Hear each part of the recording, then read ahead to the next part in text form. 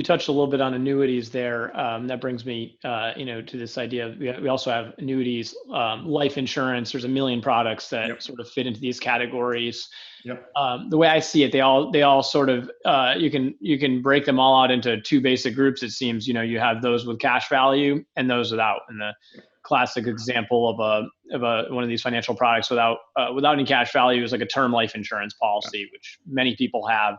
Those I know are not a countable asset because they really don't have any value until you die.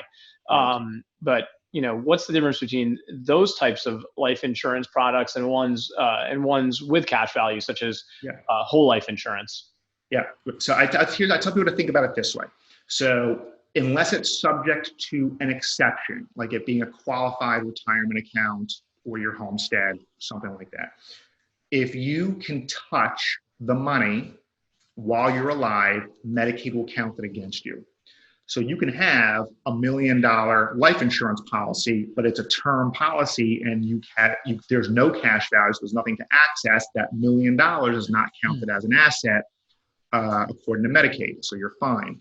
But there are these lots of other insurance products like universal life insurance or whole life insurance or these hybrid policies where they accrue cash value over time. And if you can touch the cash, then the money might as well be sitting in your bank account.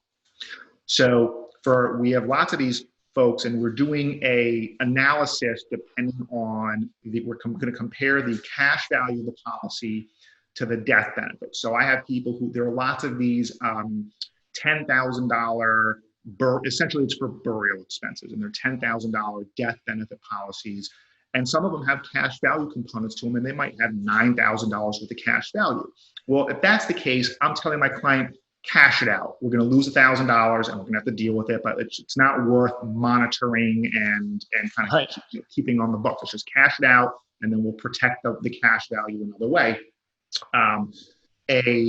If on the other hand, it's a $100,000 death benefit and there's $50,000 worth of cash value, well, it'd be a shame to lose that $100,000 death benefit. And so what we're instructing our clients to do typically is we are getting them to borrow against the cash value.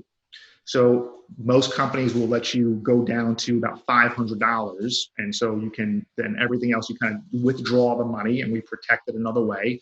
And now we have to treat the $500 like it's money in the bank. So if you have $500 in cash value with your life insurance policy, that means you can only have $1,500 sitting in your bank account because everything together cannot add up to more than $2,000.